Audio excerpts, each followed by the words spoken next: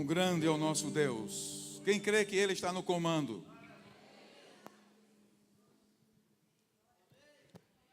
Quem crê que Ele está no comando? Está melhorando. Quem crê que Ele está no comando? Precisa crer. É tempo de crer. Diga comigo, é tempo de crer. Salmo 99, o salmista diz assim: o Senhor reina, as nações tremem. O seu trono está sobre os querubins, abale-se a terra. Grande é o Senhor em Sião, Ele é exaltado acima de todas as nações. Seja louvado o seu grande e temível nome, que é santo. Amém, aleluia. Queridos, nessa noite eu quero meditar com os irmãos sobre algo que é comum a todos nós. Não há uma pessoa nesse auditório que não viva e não passe por este tema. Os propósitos de Deus nas tribulações e nos sofrimentos. Nós temos percebido, e isso é muito comum, que entre o povo de Deus tem existido muita confusão por causa dos sofrimentos. As pessoas que se diz com temor ao Senhor e que leem a palavra, elas ficam confusas quando as tribulações batem a porta. A fé muitas vezes desmorona facilmente, quando nem é tão grave assim as tribulações. E nós precisamos urgentemente dar uma resposta à nossa alma. Qual é o Deus que nós servimos? Nessa noite, para caminhar nesse assunto, eu quero caminhar com esse tema que eu preferi assim dar, dizendo que existem propósitos de Deus no sofrimento, na tribulação humana, especialmente, eu quero me dirigir, especialmente para aqueles que já têm Deus como Senhor da sua vida. Não vamos generalizar, porque seria impossível falar aqui para o mundo inteiro, para o sofrimento do mundo inteiro, mas eu quero dizer, você que já recebeu Jesus como Senhor e Salvador da sua vida, você tem certeza que é um templo do Espírito Santo, você precisa dar resposta ao seu coração de quem é o Deus que você serve quando as coisas não dão certas na sua vida. Quem traz os testes e provações na vida do crente? Deus ou o diabo? Você precisa alinhar sua vida a essa resposta. Quem tem o domínio da sua vida? Quem tem o controle da sua história? Essa é uma questão que teologicamente, doutrinariamente, você responde na ponta da língua: Deus. Na ponta da língua, todo crente, ele é uma bênção, ele sabe tudo sobre a Bíblia e ele responde a todas as questões que qualquer incrédulo lhe perguntar, mas eu quero saber, na prática, quem é que tem o controle da sua vida. Se Deus tem o controle da sua vida, você tem que viver de forma a demonstrar que Ele tem o controle na sua vida. Nós não podemos mais viver com diletantismo, com linguajar crentez, evangeliquez, quando na prática nós afundamos quando as coisas não dão certo na nossa porta. Nós precisamos viver uma fé sólida. E eu poderia trabalhar muito sobre a vida de Davi, mas eu quero só citar um texto de Davi, porque o rei Davi tinha um ponto de vista muito firme com relação às origens das lutas, das tribulações que ocorrem na vida de um filho de Deus. Ele diz no Salmo 11, verso 5, o Senhor prova o justo. Diga comigo, o Senhor prova o justo. O Senhor prova o justo, mas o ímpio e a quem ama a injustiça, a sua alma o odeia. Já que ele colocou aí, vamos ler o verso 6 também. Pode colocar o verso 6. Sobre os ímpios ele fará chover brasas ardentes e enxofre incandescente, vento ressecante, é o que terão. Verso 7. Pois o Senhor é justo e ama a justiça. Os retos verão a sua face. Você pode dizer isso? Os retos verão a sua face. Não estava aqui para citar esse texto, mas eu quero dizer que o fim de toda tribulação na vida do crente é para ver a face de Deus. Você pode repetir essa frase? O fim da tribulação na vida do crente é para ver a face de Deus. Esse é o seu fim. O meu fim é ver a face do Senhor. Davi tinha muito certo essa resposta. O Senhor prova o justo. Eis aqui uma resposta bíblica para você meditar nessa noite e ir com ela para casa e viver durante essa semana pensando sobre ela. O Senhor prova o justo. A sua vida está nas mãos de Deus e ela não está dividida entre Deus e Satanás. Jamais o crente pode cair nessa asneira, nessa mediocridade teológica que muitas vezes ronda nossas mentes. Quando a coisa está prosperando, Deus é uma bênção, rapaz. Olha, Deus está no controle. Você precisa ver minha casa, meu filho, meu trabalho. Olha, Deus é fiel, viu? Deus é fiel. Quando a coisa não dá certo, você pergunta para o mesmo irmão, e aí, Deus não é fiel? Não, irmão. Faltou o salário. Faltou a saúde, e Deus deixou de ser fiel? Então, queridos, nós precisamos alinhar nossa vida cristã com uma coerência da palavra de Deus em todos os momentos da nossa vida. Primeira coisa que você precisa saber, provações e tribulações são prometidas ao povo de Deus. Diga comigo, provações e perseguições são prometidas ao povo de Deus. Quem vai correr? Quem vai correr? Muito bem. 1 Pedro 4,12 diz assim: não estranheis a ardente prova que vem para vos provar, como se alguma coisa estranha vos acontecesse. Diga, coisa estranha. Coisa estranha é não ter essa coisa estranha. Coisa estranha é o crente não ser provado pelo fogo. Isso é estranho, porque o seu caráter, você só vai ser trabalhado, burilado, e só vai conhecer a face de Deus quando você passar pela fornalha da aflição. Paulo escreve, 2 Timóteo, capítulo 12, você precisa também anotar esse texto, de 2 Timóteo 3,12, ele diz assim: todos os que querem viver piedosamente em Cristo Jesus sofrerão perseguições. Todos os que querem viver piedosamente em Cristo sofrerão. É necessário, irmãos, nós não fazermos rodeios no púlpito quando nós ministramos a palavra, porque a responsabilidade de um pastor é pregar todo o conselho de Deus. E nós não podemos enganar a igreja. Se você decidir andar com Deus, o mundo vai se levantar contra você.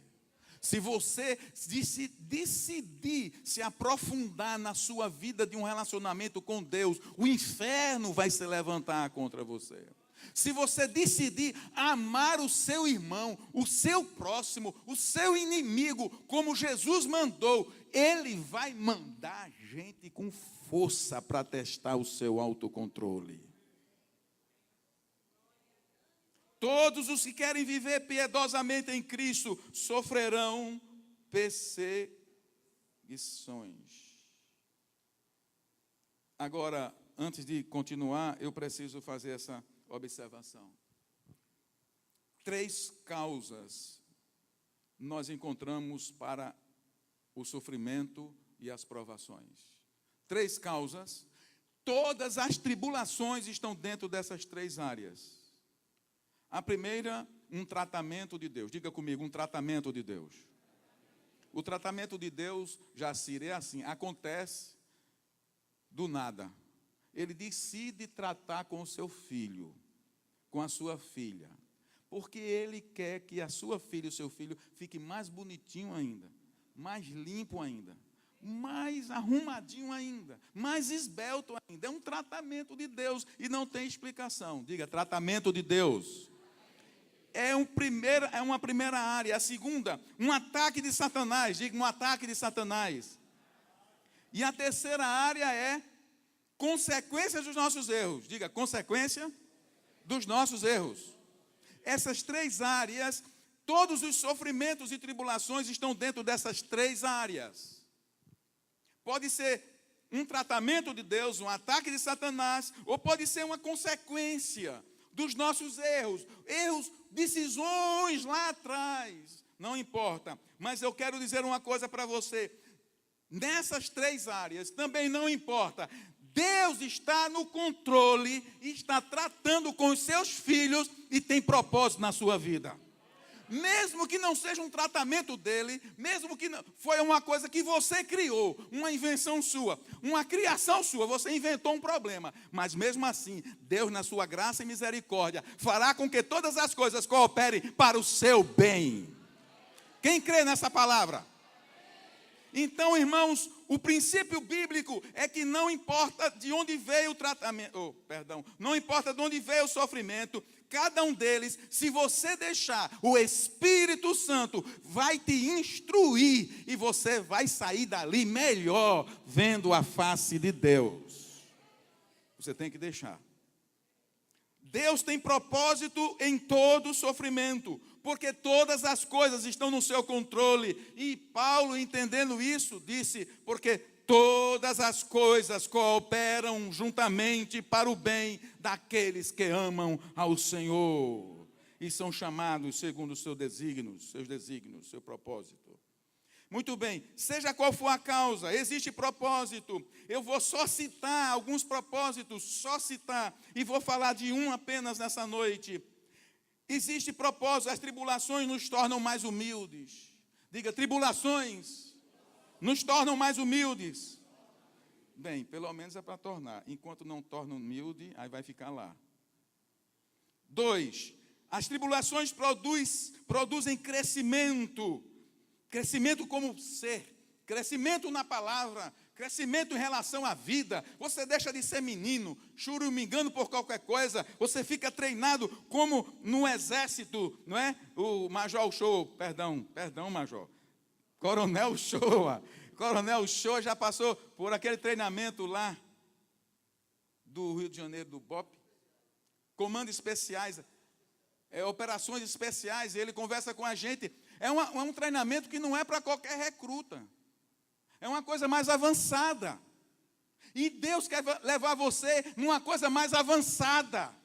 Ele quer que você chegue mais perto, entenda mais os mistérios dele, mas ele tem que tirar você de uma posição de criança, de menino na fé, de bebezinho, e fazer você crescer na graça e no conhecimento dele. Por isso as tribulações produzem crescimento. As tribulações podem aumentar o poder de Deus na nossa vida. As tribulações separam os escolhidos dos chamados. Aleluia, glória a Deus. Não se engane, igreja. Eu estou no domingo à noite e eu sei que o público, ele tem pessoas mais maduras na fé, caminharam mais. Eu quero dizer uma coisa, é que Jesus falou que muitos são chamados, poucos escolhidos. As tribulações revelam os escolhidos. As tribulações revelam os escolhidos. A preocupação dessa mensagem É porque nós estamos vendo, irmãos, a fragilidade de muitos crentes.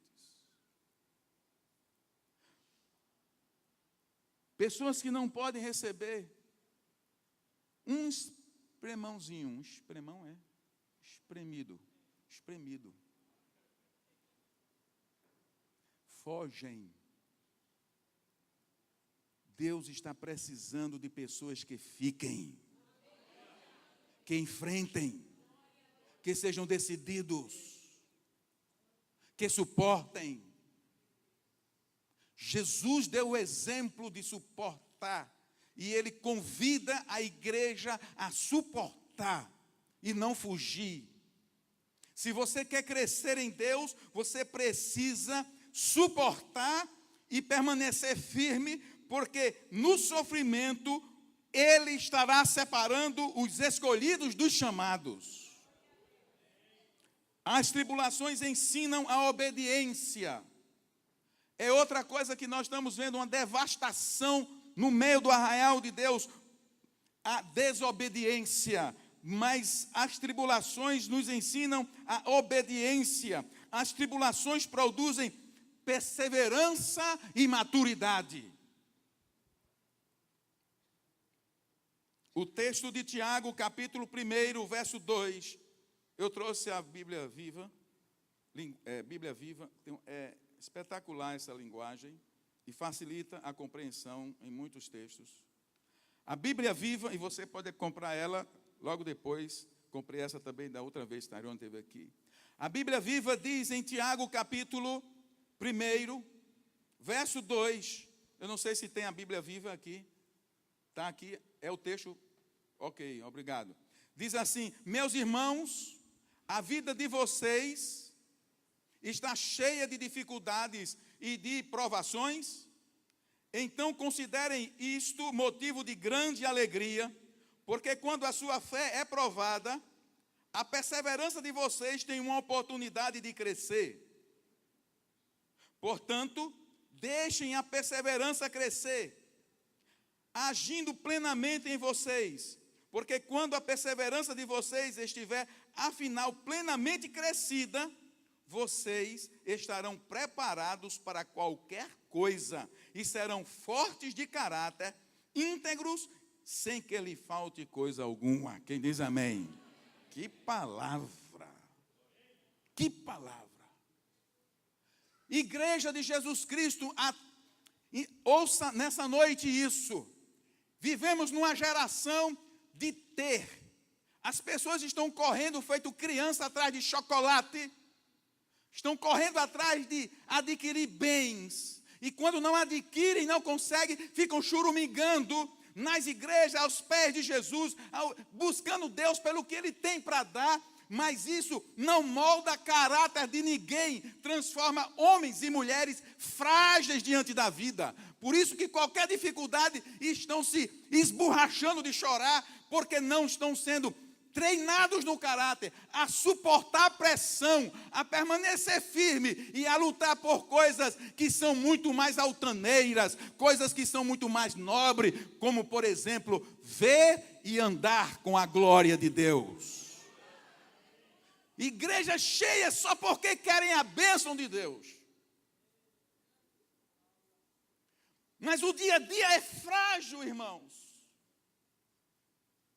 Precisamos de homens que lutem pela sua casa, que paguem o preço, mulheres que sejam dignas e que deixem de churumingar porque não tem isso ou não tem aquilo, porque Deus não me deu aquilo, porque nós estamos vivendo no mundo de entretenimento, no mundo de consumismo exacerbado. Chegou o limite. E Deus não está aí para atender meus caprichos. Ele está para cumprir os propósitos dele para a minha vida. E os propósitos de Deus na minha vida passa em abençoar o meu irmão. O meu chamado é pregar o evangelho. Qual é o seu chamado? Paulo, escrevendo a carta dele a Timóteo, na segunda carta, no capítulo 4, lá pelo verso 4 e 5, ele diz assim: prega a palavra a tempo e fora de tempo.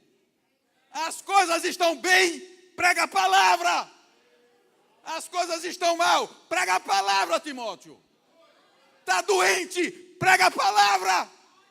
Está com saúde, prega mais ainda. A palavra de Deus precisa ser anunciada aos quatro cantos. A terra está com fome de Deus. Fome não de pão, nem sede de água, mas de ouvir a palavra do Senhor.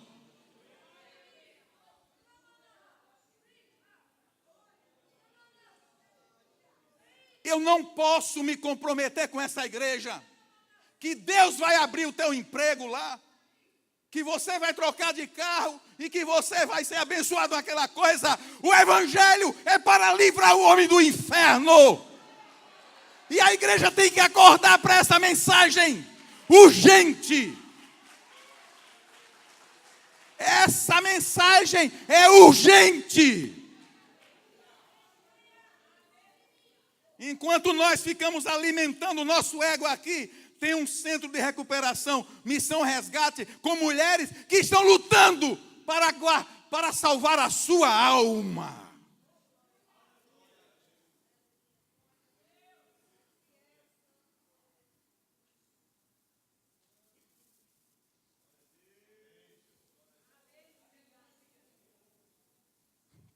Quando a perseverança de vocês estiver finalmente e plenamente crescida, vocês estarão preparados para qualquer coisa.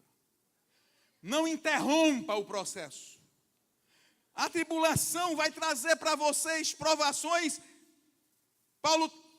Tiago está dizendo, então considere isso um motivo de grande alegria. Porque quando a sua fé é provada, a perseverança de vocês tem uma oportunidade de crescer. Portanto, deixem a perseverança crescer. Diga, deixa a perseverança crescer. E como é que ela cresce? Ela cresce no sofrimento. Não interrompa o processo. Deixa a perseverança crescer. A perseverança de vocês tem uma oportunidade de crescer. Portanto, deixem a perseverança crescer, agindo plenamente em vocês. Porque quando a perseverança de vocês estiver, afinal, plenamente crescida, vocês estarão preparados para qualquer coisa. Diga, preparado para qualquer coisa. Atenção, irmãos. Preparado para o que der e vier. Mas preparado, gente preparada. Eu preciso avançar aqui. Não podemos abortar o processo. Todas as vezes que abortamos o trabalhar de Deus com atalhos, geramos crentes imaturos. Todas as vezes que não deixamos o processo de Deus ser completo na nossa vida. Quando nós criamos atalhos, nós geramos sofrimentos e ficamos imaturos. As tribulações nos provam e nos tornam humildes. Vou para o meu ponto aqui. Deus quer descobrir se o servimos porque o amamos ou se o servimos por causa de todas as bênçãos que Ele nos dá. Jesus sabia que a multidão o seguia por causa do pão e do peixe. Foi Jesus que disse. Eu sei que eles estão atrás de mim aí. Aí é interessante, líderes, é interessante. Nunca se deixe envaidecer pelos aplausos. Seja com Jesus. Jesus, que multidão, Jesus. Você é parada mesmo, Jesus. Olha só, a multidão deixou João Batista estar seguindo o Senhor. Ele disse, a mim? Não, é o pão. É o peixe. Tira o pão e tira o peixe, não tem mais ninguém. Amém? O pastor está com raiva hoje? Não. Mas é porque essa palavra, irmãos, eu venho meditando nessa palavra faz mais de 2 semanas para o meu coração. E eu compartilho aquilo que primeiro ministra ao meu coração. Quem é a razão da minha fé? Qual é a razão da minha fé? Eu sei, irmãos, que eu tenho mais obrigação do que vocês. Pelo tempo que eu tenho de caminhada, não porque o título que eu levo, mas pelo tempo que eu tenho, eu sou um irmão mais velho para vocês. Então eu tenho também essa obrigação de já ter respondido isso para mim mesmo. Eu tenho que ter respondido isso para mim mesmo, Alírio. Eu sigo a Jesus pelo que Ele me dá ou por quem Ele é? Pelo que eu sigo Jesus? Qual é o motivo de eu vir no domingo à noite para a igreja?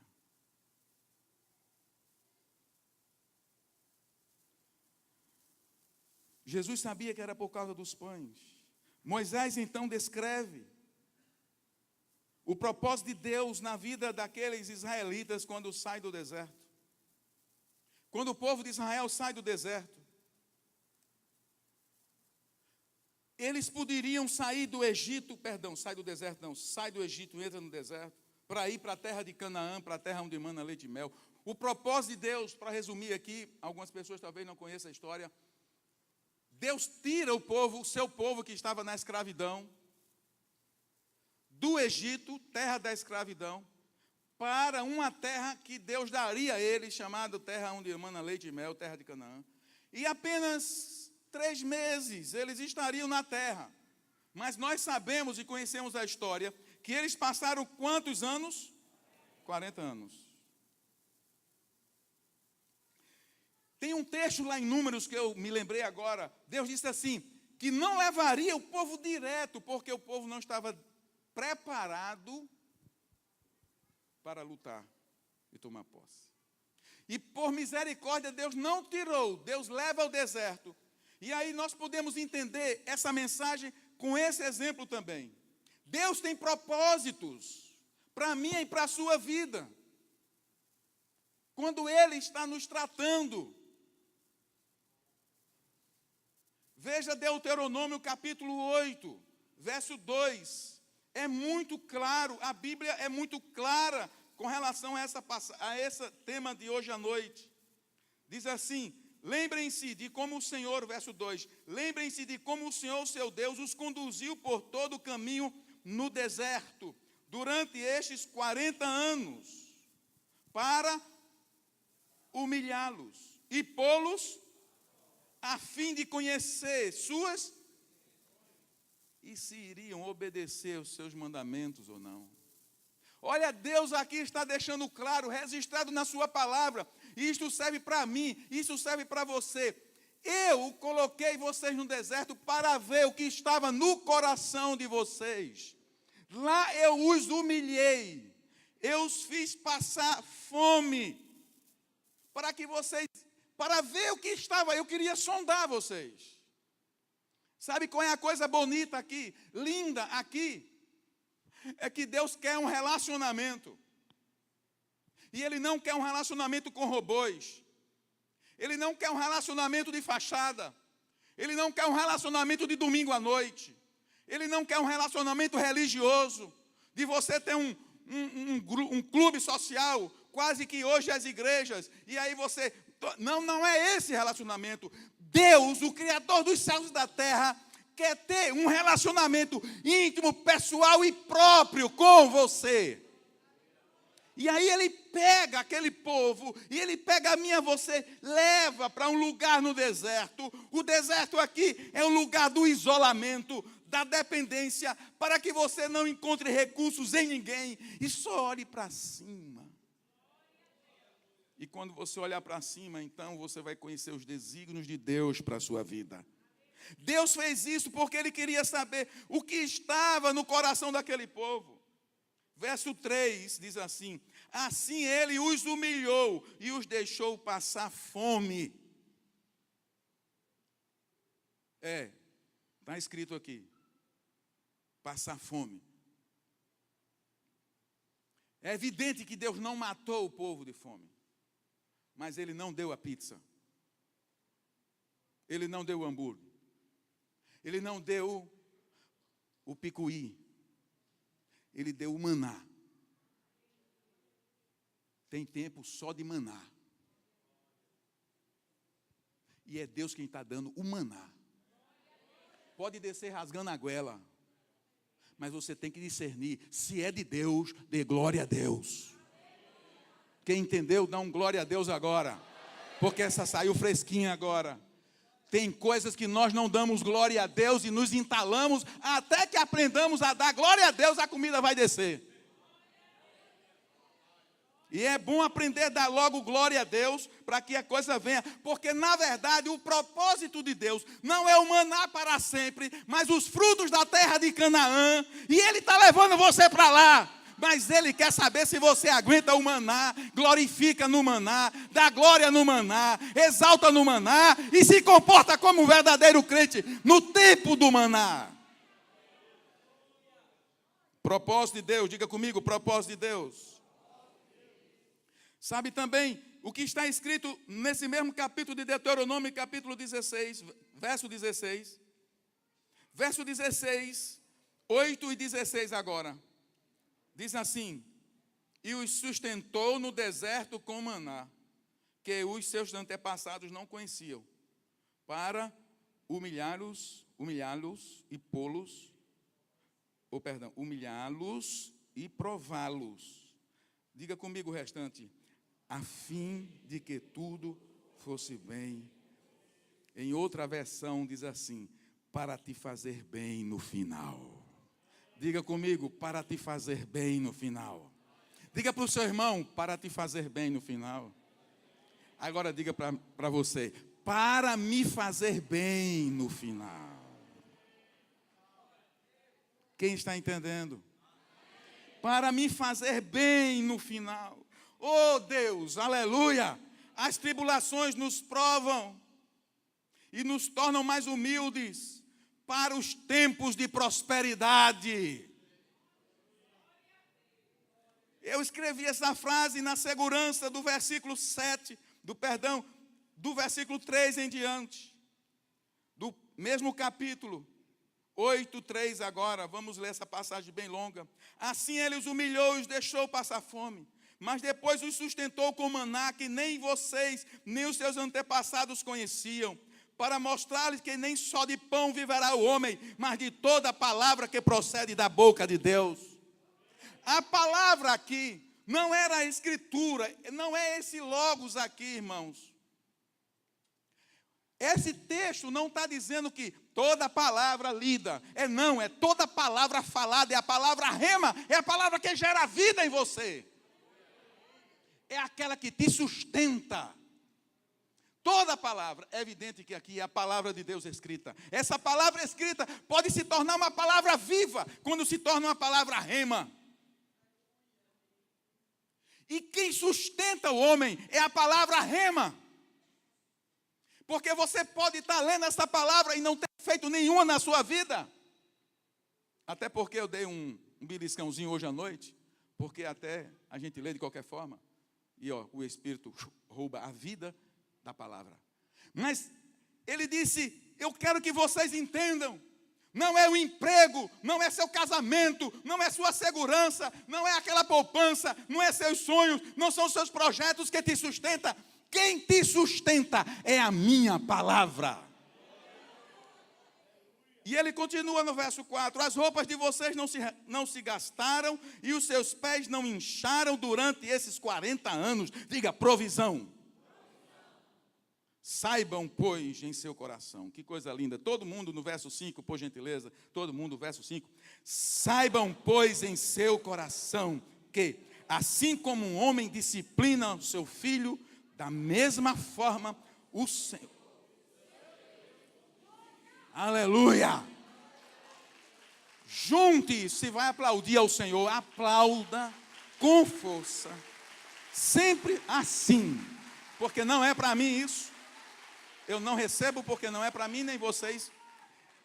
Agora junte esse texto. O Senhor disciplina os seus filhos com o texto que eu li no verso 16, a fim de que tudo lhe vá bem no final. Aleluia! Há propósito nas disciplinas de Deus. Há propósito da disciplina de Deus. Os desertos da vida acabam revelando quem é Deus, quem é o Deus da nossa vida. Se o servimos por causa do pão e do peixe, fica claro em muitos momentos. Aquela primeira geração dos hebreus que saíram do Egito pereceu no deserto, pois o próprio deserto terminou revelando quem era o Deus deles. Aquela primeira geração pereceu no deserto. E eu quero dizer, irmãos, que estamos num tempo muito difícil. Muito difícil. Porque falta profundidade na palavra de Deus para sustentar você diante do mundo que nos cerca. O deserto é um lugar que revela os filhos de Deus, os escolhidos dentre os chamados. Falta profundidade na palavra, porque haverá choro, sempre haverá choro na vida do ser humano. Independente de. A questão é, aonde vai dar esse choro? Porque o propósito de Deus não é você perecer no deserto. Ele tem um propósito para você. Mas enquanto você está lá, o nome dele está sendo glorificado na sua vida. Mesmo que você não esteja vendo, a maneira como você se porta, glorifica ou não glorifica a Deus. Quem entendeu? Sofrer, todo mundo sofre. O vizinho sofre, o outro sofre, todo mundo sofre. Mas para os filhos de Deus, há um propósito lido aqui na carta de Tiago. Muito claro, e Paulo também diz, todas as coisas cooperam, e para que a glória de Deus seja manifesta também. E aí, Deus tem um propósito na vida daqueles, e Ele está conduzindo aquele povo para um propósito específico que eu quero ler, não posso deixar de ler, para que fique alimentado no seu coração, essa esperança. Continuando, no verso 6 agora do capítulo 8. Depois que ele fala da disciplina, ele diz assim: obedeça aos mandamentos do Senhor, o seu Deus, andando em seus caminhos e dele tendo temor. Diga, tendo temor. Andar no temor do Senhor, irmãos. É um negócio assim. Eu só lembro de José do Egito. José do Egito não abria para um trem. Enterrado, encarcerado ou empossado, ele era José de Deus. É isso que dá dignidade à fé. E precisamos de crentes assim, que andando no shopping ou dentro de casa, na abundância ou na dificuldade, ele é crente com C maiúsculo.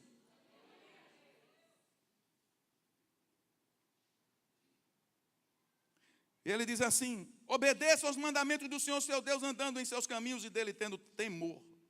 Verso 7.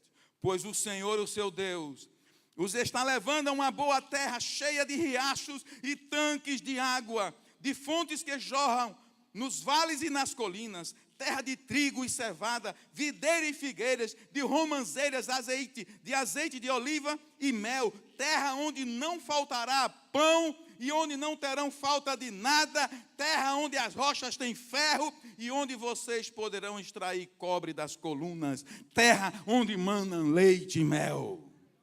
Esse é o projeto de Deus quando você é aprovado nas tribulações.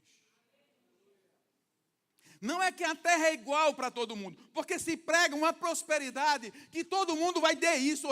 Prosperidade, biblicamente falando, é uma abundância da bênção do Senhor, que envolve as 3 áreas da vida humana: física, emocional e espiritual.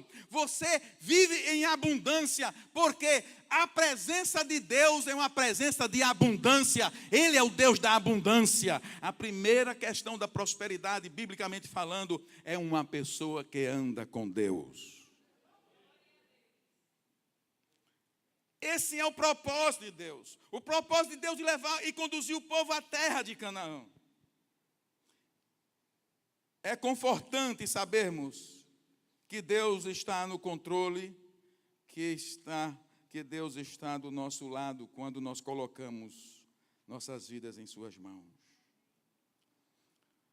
Em 1 Coríntios, capítulo 10, verso 13, Paulo, escrevendo sobre as tribulações, ele diz assim, na versão da Bíblia Viva, diz: Ele impedirá que a tentação, que a provação se torne forte demais para poderdes suportá-la. Deus é fiel. Eu quero encerrar fazendo menção à vida de Jó. O sofrimento de Jó não só foi permitido por Deus, mas é mais uma prova de que há propósito oculto em Deus. Há um propósito no sofrimento de Jó que traz uma lição para a nossa vida nessa noite e para você. Eu tenho certeza que nessa noite esse exemplo vai lhe animar a permanecer firme. E o que está oculto em Deus, no seu sofrimento, é a glória de Deus. E não há nada mais nobre pelo qual o homem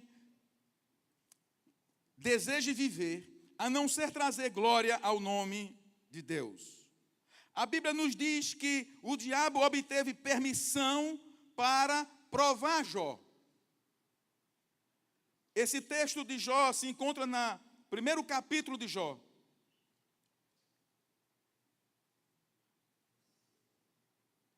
Diz que na terra de Uz vivia um homem chamado Jó. Capítulo 1, verso 1. Era homem íntegro, justo, temia Deus e evitava fazer o mal. É mole? Que testemunho. Quem não almeja isso? Imagina, lá na igreja de Intermares, existe um homem, existe uma mulher, cujo nome, diga o seu. Diga o seu. Eu vou repetir. Lá na terra de Cabedelo, na igreja de Intermares, existe um crente, cujo nome é Aleluia. Profetize, Augusto. É homem íntegro, é mulher íntegra, temente a Deus e evita fazer o mal. Que negócio lindo é esse aqui. Essas coisas que me empolgam e eu procuro viver minha vida pautado nessas pessoas. Eu digo assim, eu quero ser Jó no sofrimento de Jó, só o Senhor me ajudando, que a misericórdia de mim. Mas a integridade de Jó, Senhor. Aí, nós já sabemos que Deus é o governante de todas as coisas. E aí tem um encontro de Satanás com Deus, verso 8. E aí, disse o Senhor a Satanás, reparou meu servo Jó? Irmãos, preste atenção no que Deus vai falar agora. Reparou no meu servo Jó? Não há ninguém na terra como ele, irrepreensível, íntegro, homem que teme a Deus e evita o mal. Olha o que Deus está dizendo. Você já viu meu filho Regis? Viu meu filho Estevão? Viu meu filho Alírio? Olha Deus se orgulhando dos seus filhos. Ei, quem entendeu? Aleluia. Deus está lá em cima e está olhando para você no seu sofrimento ou na sua abundância, mas Ele está olhando e olhando para as trevas e dizendo, olha, meu filho, minha igreja, e eu dobro meus joelhos e digo, Deus, eu quero ser esse homem. Eu quero viver isso. Eu quero viver para a glória do Teu nome, Senhor. Me faz assim, Senhor. Trazer glória ao nome do Senhor. Deus recebeu tanta ingratidão. E eu digo, Senhor, não deixe que eu viva essa ingratidão. Não, Senhor, deixe que pelo menos eu traga algo que possa honrar o Seu nome. É dessa maneira que nós podemos enfrentar os sofrimentos. Pelo que você vive. Porque se você vive pelo pão e pelo peixe, então você não vai ter pensamentos altaneiros. Qualquer coisa vai desmoronar sua fé ou vai fazer você desistir. Mas se você viver pensando em Deus para trazer glória a Ele, você vai suportar firme as tentações e as tribulações. E aí ele disse assim, você viu? Aí Satanás disse também, quem não te serve dessa forma? Ele é abençoado, ele tem isso, ele tem aquilo. E aí nós já sabemos a história. Deus disse, Jó, Satanás, está certo. Então eu dou permissão. E aí você entenda, quem tocou em Jó, nas coisas de Jó? Satanás. Mas sob o controle de quem? Quem está no controle? Quem está no controle? Pode ser um ataque de Satanás, mas quem está no controle é Deus. Porque o inferno está nas mãos de Deus. E eu meditava essa semana, e o Senhor me mostrou claramente isso, eu estava orando. Ele disse, não existe, irmãos, e veja isso, não existe uma batalha de titãs, uma batalha entre Deus e Satanás aqui. Eu estava orando e eu estava no terraço. Não, existe Deus, diga Deus. Existe Deus, diga. Existe uma batalha aqui, na terra, pequenininha, com espíritos decaídos, fracos, debaixo. E nós encontramos crentes com medo da batalha espiritual. Mas, na verdade, o nosso Deus reina, trema os povos. Ele está entronizado entre os querubins, estremeça a terra. É nessa dimensão que nós andamos. É nessa dimensão que nós andamos, que nós caminhamos. Ainda que a carne desfaleça, o homem interior, contudo, se renova para a glória de Deus. Deus está aqui. E uma batalha pequena está aqui. Eu estava no terraço quando o Senhor disse, existe uma batalha aqui. Estão se assustando com ela, porque não conhecem a minha glória. Porque não me conhecem. Porque não me conhecem? Porque não conhecem a minha palavra. Vai, Satanás, toca. Para ver o que acontece. Para ver o que acontece.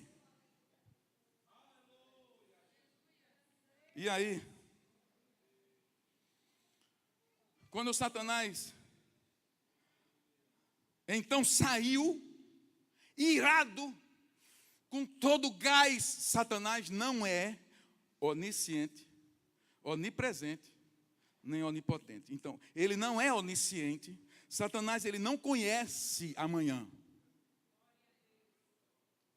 Ele só sabe o que vai acontecer amanhã, como nós sabemos. Amanhã eu estou com a viagem marcada para Recife, para Campina.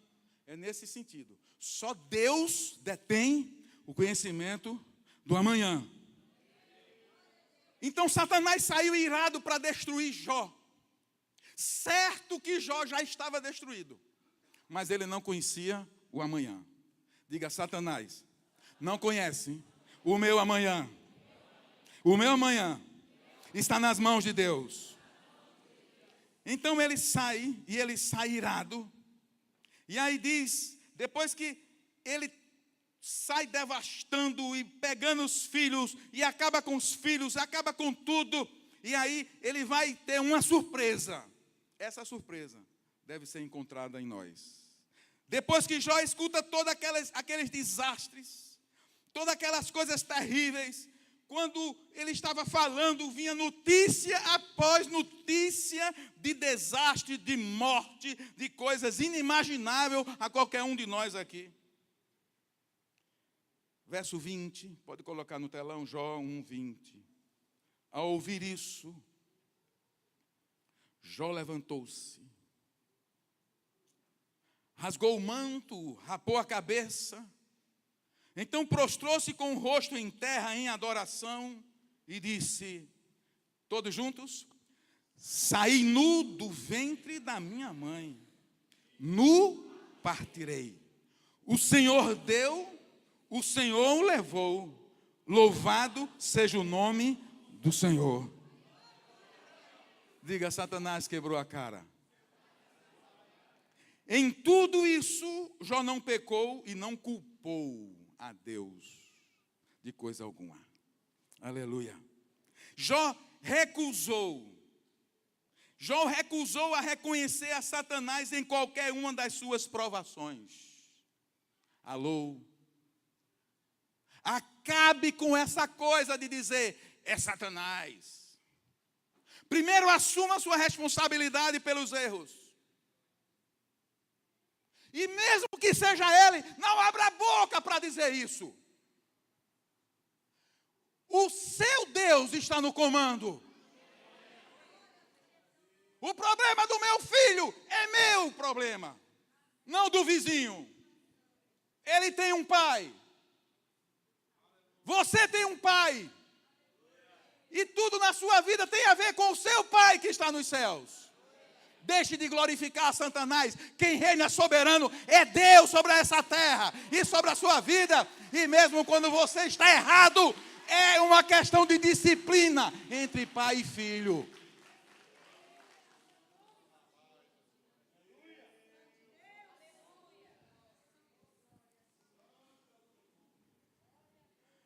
Jó era tão firme nisso, que no capítulo 19 e 21, ele diz assim, capítulo 19 e 21 é só uma parte, ele diz assim, a mão de Deus me tocou. Ou seja, a mão de Deus, em outra versão, me feriu.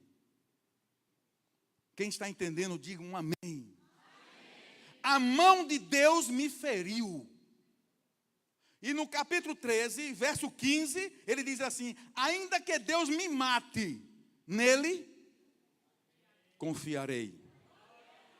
Amém? É esse tipo de fé que nós estamos precisando viver. Ah, não deu certo as coisas? Ah, não deu certo as coisas. Eu digo o que você faz. Quando chegar a notícia, quando chegar o dia mau, quando chegar a notícia, não deu certo as coisas? Se joga e adora. Se joga no chão e adora. Não há outro lugar para o crente ir, a não ser de joelhos, porque de joelhos é melhor. Aleluia. Jó recusou a reconhecer a Satanás em qualquer uma de suas provações e tribulações. É confortante saber que Deus está no controle. É confortante ou não? Amém. Aleluia. Glória a Deus. O resultado, para encerrar, o resultado na vida de Jó é que Jó recebeu porção dupla. Quem quer porção dupla? Quem quer porção dupla? Então, adore. Quem quer porção dupla? Adore. Então Jó recebeu porção dupla. Quando Satanás havia feito tudo, aí Jó agora prostrou-se e adorou. E o resultado disso tudo é que, capítulo 42 de Jó, diz assim, depois que Jó orou por seus amigos, o Senhor o tornou novamente próspero e lhe deu em dobro tudo o que tinha antes. Porque Ele é poderoso para fazer infinitamente mais tudo o que pedimos ou pensamos. Amém? Jó recebeu a porção dupla quando ele orou pelos seus amigos. Diga comigo, nada de ressentimentos. Nada de amargura. Nada de falar mal. Mas o vizinho, mas o irmão, adore e abençoe o seu irmão. Quando Jó orou pelos seus amigos, as portas dos céus se abriram e ele recebeu porção dupla. E o verso 12 vai dizer assim, verso 12, capítulo 2, verso 12, eu quero que a igreja veja isso, leia e pronuncie isso. Todos juntos, bem forte, primeira parte. O Senhor abençoou o final da vida de Jó, mais do que o início. Até aí. Aleluia. Eu estava orando quando Deus disse, Diga para a igreja isso. Precisa ouvir isso. Não desenhe o seu futuro pelo que você está passando hoje. Porque Deus é o Deus do amanhã. E você não chegou no fim.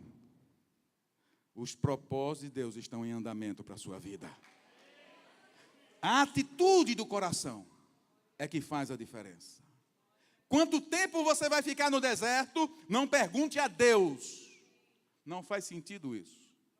Eu era bem pequeno, eu acho que eu tinha uns 10 anos, e eu estava evangelizando, domingo à tarde, e eu marcou uma frase lamentosa na rua, de um irmão já, né, Senhor, ora, a gente estava evangelizando, ganhando vidas, aí fomos orar. Aí os crentes têm mania de chorar muito pelas suas questões. A gente estava, em vez de orar pelos descrentes, aí o irmão estava, ele marcou isso. Senhor, até quando, Senhor? Senhor, até quando? Não pergunta a Deus até quando. Adore. Adore. Porque não vos compete saber os tempos e as épocas que Ele estabeleceu. Simplesmente adore, porque Ele pode alongar ou abreviar. Ele é o Senhor do tempo da tua vida.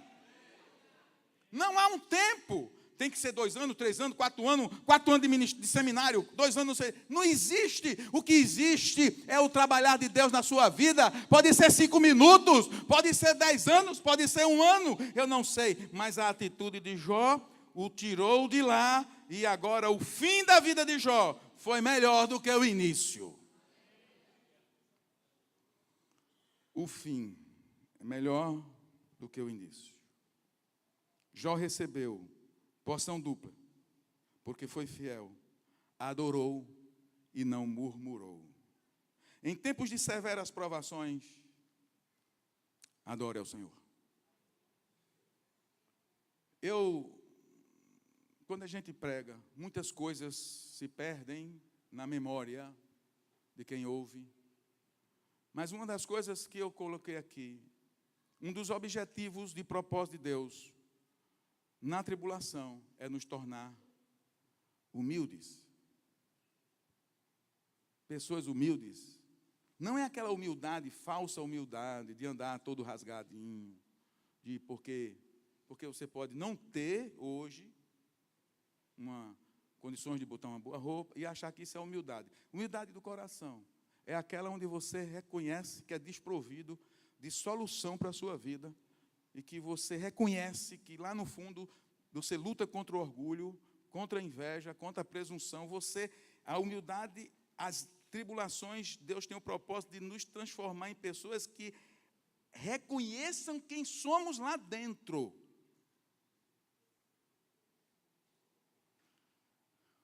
Não murmure, reconheça que você é pó diante do Senhor. Jó jogou pó, raspou a cabeça, dizendo: eu sou miserável, homem, eu não sou nada, Ele é tudo. Ele pode dar, Ele pode levar. Quem sou eu para questionar? Ele adorou. E eu digo para você, o que nós precisamos aprender com urgência nas tribulações é um coração quebrantado, humilde, porque um coração quebrantado e humilde, Ele não desprezará. O fim será melhor do que o início. Palavra do Senhor para a sua vida. Não sei o que você está vivendo no passado, mas o fim será melhor.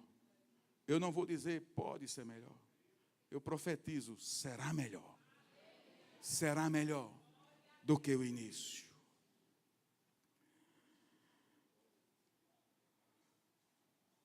Em Tiago, capítulo 5, verso 10, na Bíblia Viva, eu acho que tem aí, então.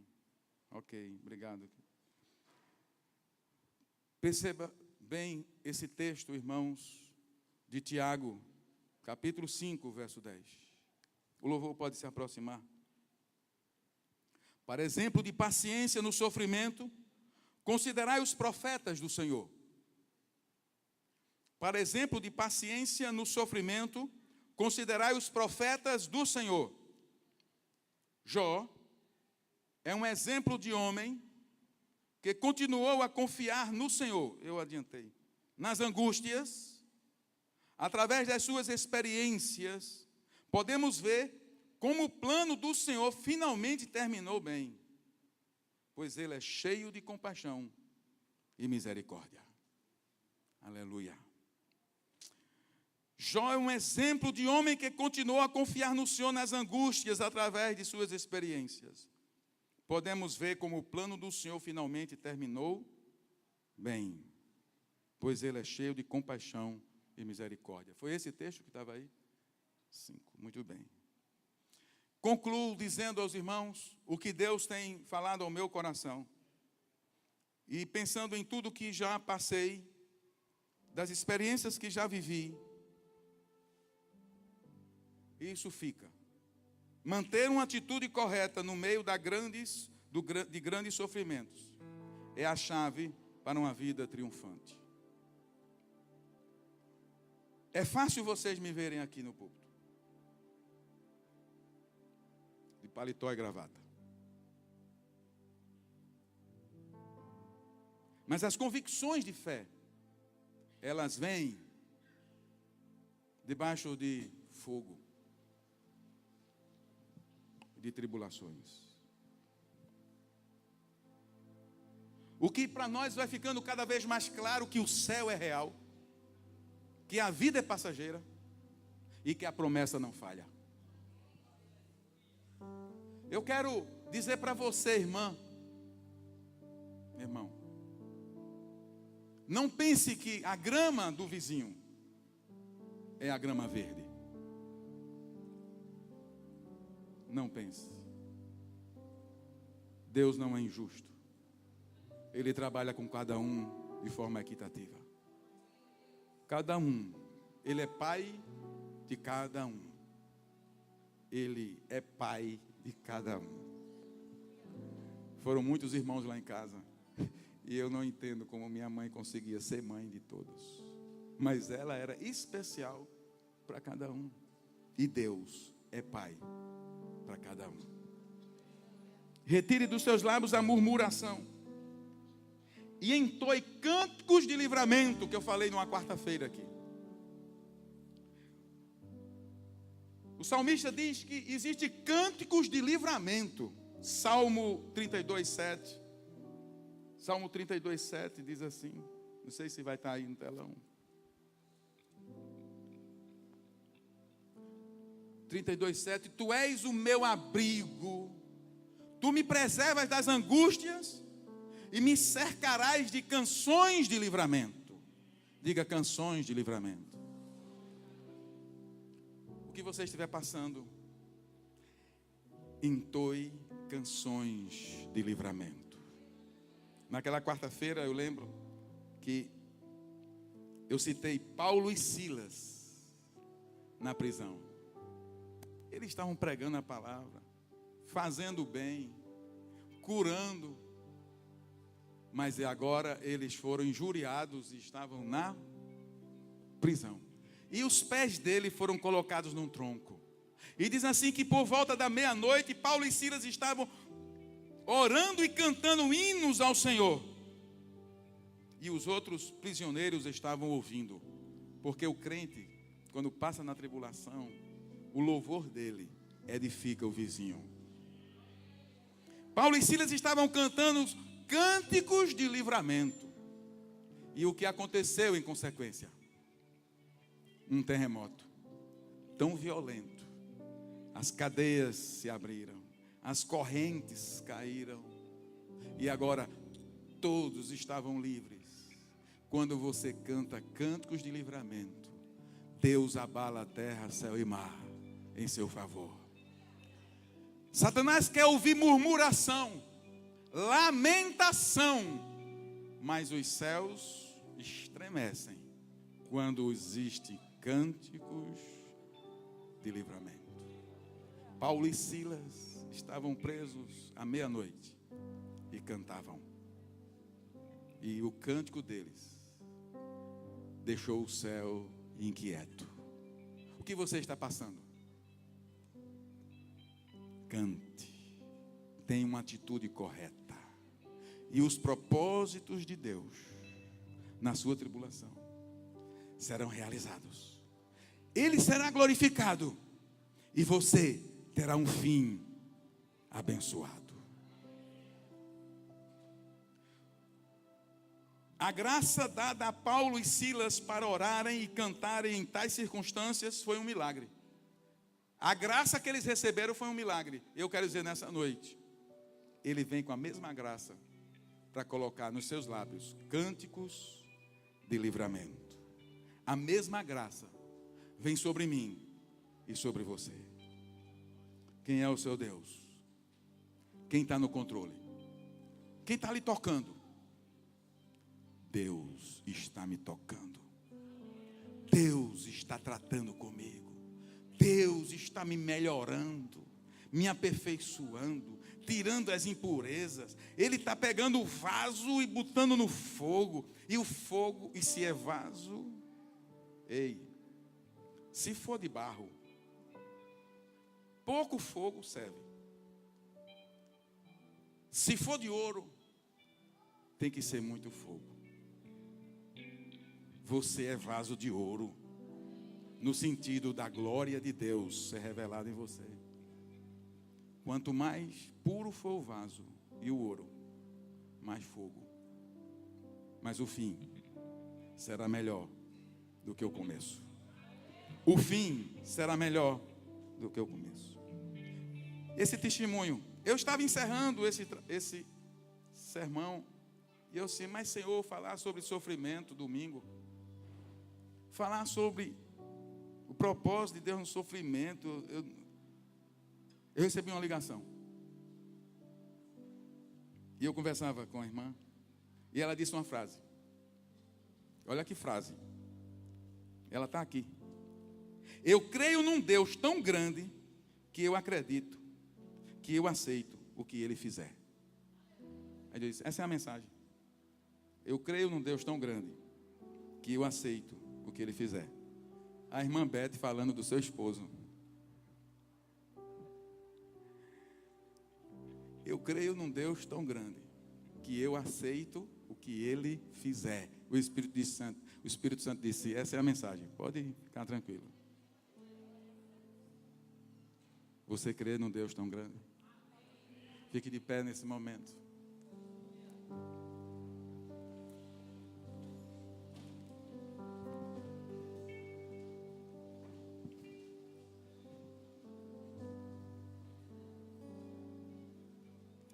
Nós vamos cantar quão grande é o meu Deus.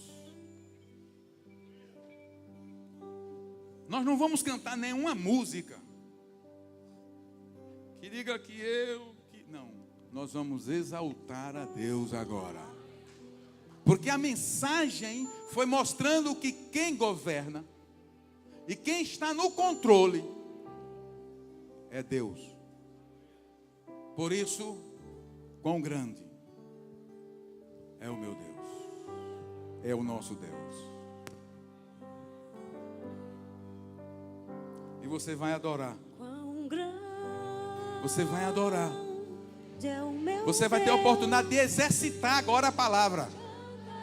Vamos encher esse lugar com a glória de Deus.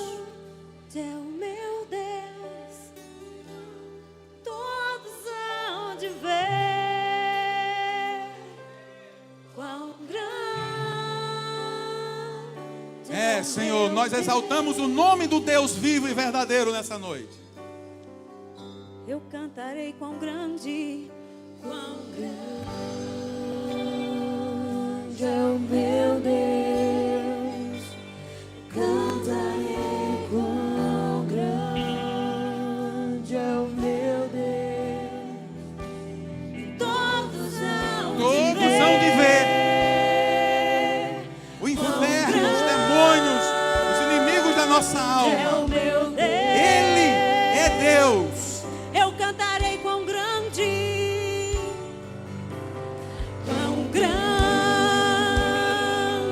é o meu Deus.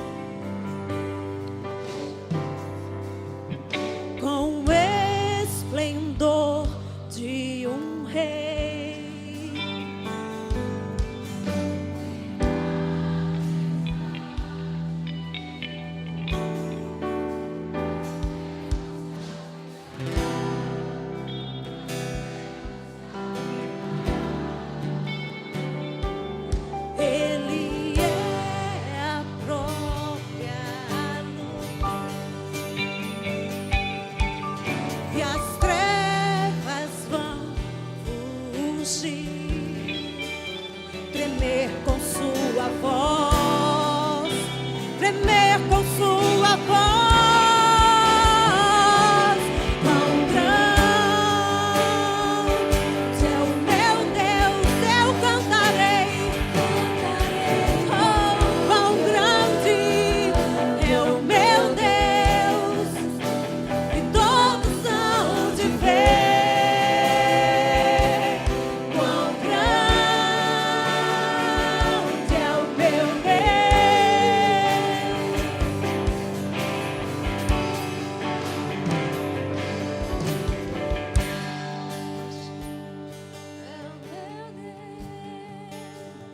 Cantarei quão grande é o meu Deus, Aleluia. todos hão de ver. Quão grande é o meu Deus. Igreja, presta atenção nisso. Perceba que o interessado em lhe dar vitória, mais do que você próprio, é Deus. Quando ele libera Satanás, Deus estava, na verdade, deixe eu parafrasear aqui. Por favor, entenda, eu estou parafraseando. Deus estava torcendo para Jó ficar firme. Deus estava torcendo para envergonhar Satanás, sim ou não? Ele tem interesse na sua vitória. Mas sabe quando é que Deus fica decepcionado? Quando você murmura, quando você não adora. Mas quando Jó recebeu aquelas cacetadas todas, e ele se prostra, e ele diz: ele deu, ele tirou, louvado seja o nome dele. Os céus estremeceram, irmãos. Adore a Deus, cante louvores a Deus na sua alma, proclame o nome de Deus. É isso que a igreja existe, é para isso que a igreja existe sobre a terra, proclamar o nome de Deus. Se você não souber orar na hora da tribulação, e isso também é comum, viu? Tem hora que não sai nada. Adore. Começa a dizer: tu és soberano, tu reinas, tu és o meu Deus, estás no controle. Eu não estou vendo, mas estás no controle.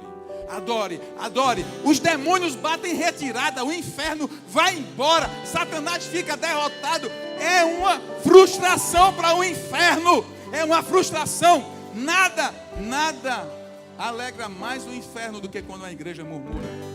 Mas quando a igreja se reúne para adorar e dizer: quão grande é o Deus dessa igreja, quão grande é o nosso Deus, as coisas no mundo espirituais acontecem. E é isso que precisamos. Por isso que nós devemos andar com um cântico de adoração dentro de nós. É um cântico de adoração. Você tem que ser uma palavra viva, você tem que ser uma biblioteca viva de textos bíblicos, adorando a Deus no silêncio. Não precisa muito alarde, não. Adorando a Deus. Nós vamos cantar novamente. Quando nós cantamos, eu peço que você abra seus olhos espirituais para ver o inferno batendo em retirada sobre a sua vida, sobre a vida dessa igreja. Nós declaramos o senhorio do Senhor Jesus sobre este lugar. Mais uma vez, mais uma vez.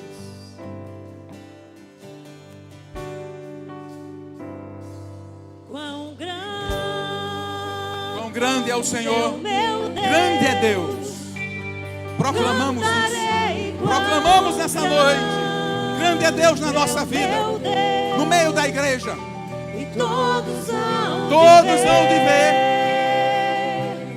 Quão grande, todos hão de ver. Aleluia. Eu cantarei quão grande, quão grande é o meu Deus.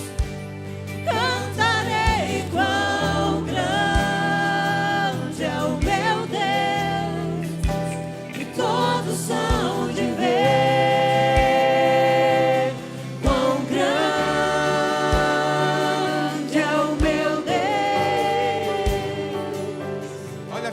expressão, irmão. Com o esplendor de um rei. Com esplendor de um rei. Em majestade e luz, faz a terra se alegrar. Faz a terra se Ele nos alegra. Faz a terra se alegrar.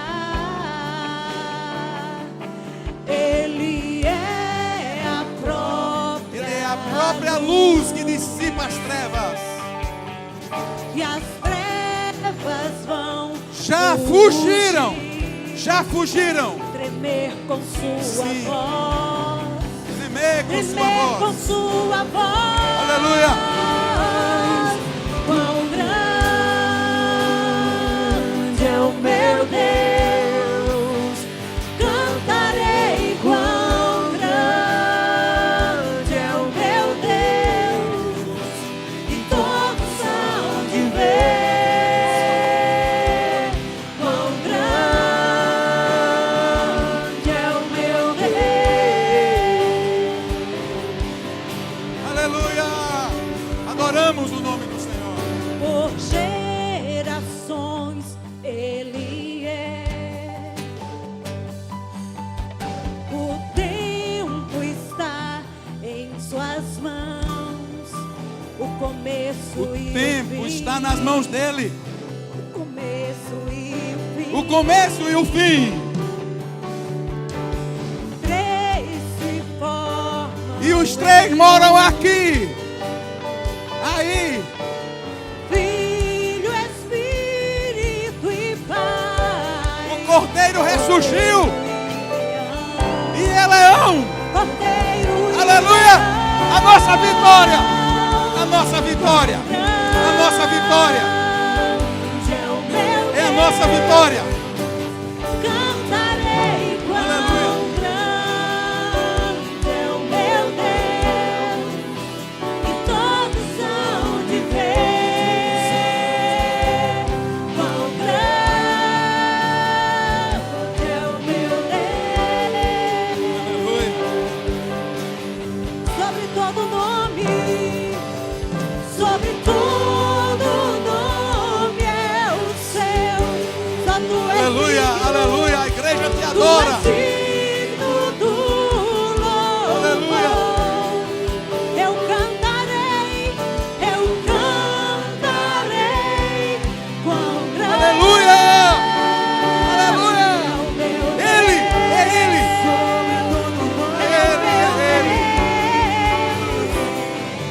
Quão grande é o meu Deus. Cantarei quão grande Aleluia. é o meu Deus. Todos hão de ver quão grande é o meu Deus. Declare que o grande é meu Deus.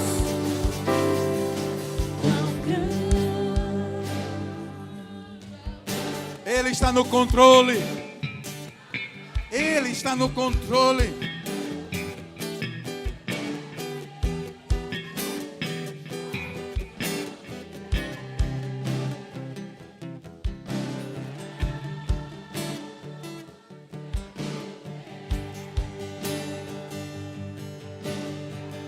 Aleluia. Você pode glorificar o nome do Senhor. Você pode glorificar o nome dele.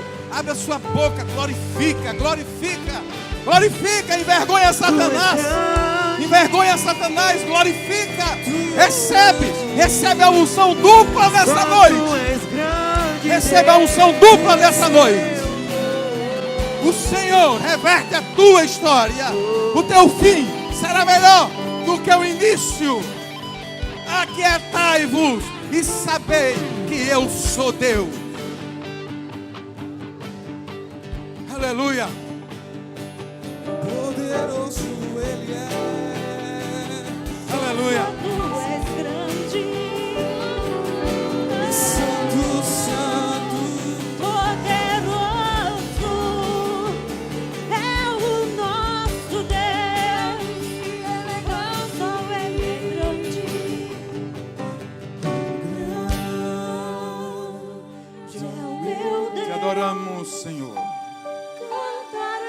adoramos, Senhor.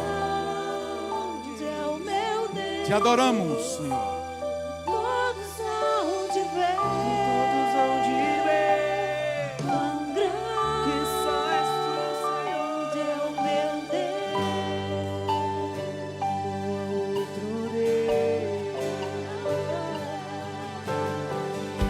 Grande é o meu Deus. De Deus. Oh, és grande. Não há outro igual a ti. Soberano és. Todos hão Oh, és Selfie Santo. És Selfie Santo. É o meu Deus.